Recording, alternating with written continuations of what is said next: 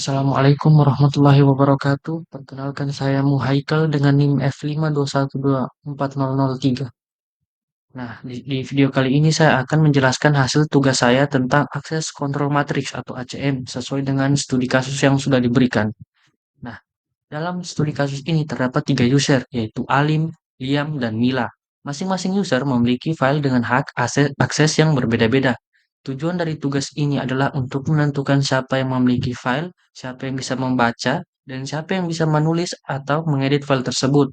Nah, terlebih dahulu saya akan menjelaskan sedikit dari studi kasus ini.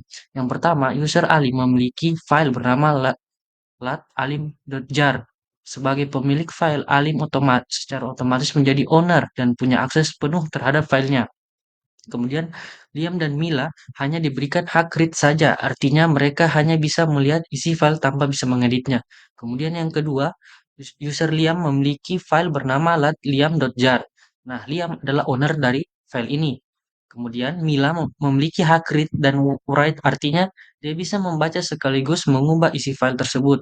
Kemudian, sedangkan Alim hanya memiliki hak read saja. Dan yang ketiga, user Mila memiliki file bernama lat.mila.jar. Nah, Mila adalah owner dari file tersebut dan satu-satunya yang memiliki hak read dan write. User lain yaitu Alim dan Liam tidak diberikan akses apapun. Nah, kemudian kita masuk ke matriks awal. Dari tabel ini dapat kita bisa lihat yang pertama kolom di sini mewakili sebuah file dan baris mewakili entitas atau user. Nah, tanda owner menunjukkan siapa pemilik file. Kemudian hak akses read dan write menunjukkan kemampuan untuk membaca atau mengubah isi file. Dan yang terakhir, simbol kurang berarti user memiliki user tersebut tidak memiliki akses sama sekali ke file tersebut. Nah, jadi pada kondisi awal, file lat.alim.jar dimiliki oleh Alim, bisa dibaca oleh Liam dan Mila. Kemudian file lat.liam.jar dimiliki oleh Liam, bisa dibaca oleh Alim dan bisa dibaca serta ditulis oleh Mila.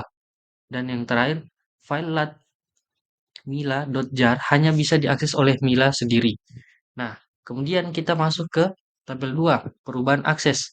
Nah, pada perubahan ini, yang pertama Mila memberi akses read untuk file miliknya, lat.mila.jar kepada user lain. Artinya, sekarang Alim dan Liam bisa membaca file tersebut. Kemudian yang kedua, Alim menghapus akses read untuk file lat.alim.jar dari user Liam. Jadi setelah perubahan, Liam tidak bisa lagi membaca file milik Alim. Maka setelah dua perubahan ini, saya akan menjelaskan sedikit dari tabel ini.